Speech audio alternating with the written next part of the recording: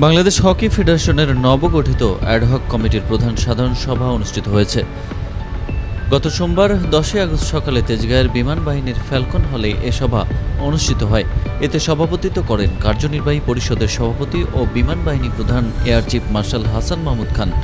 সভা শুরুতে hockey legend মরহুম আব্দুস সাদেকের স্মরণে গভীর শোক প্রকাশ করা হয় এবং তার আত্মার মাগফিরাত কামনায় 1 মিনিট নীরবতা পালন করা হয়। সবাই দেশের হকির উন্নয়ন, ভবিষ্যৎ পরিকল্পনা, বাজেট এবং ঘরোয়া লীগ নিয়মিত আয়োজন সহ বিভিন্ন গুরুত্বপূর্ণ বিষয়ে আলোচনা ও সিদ্ধান্ত নেওয়া হয়।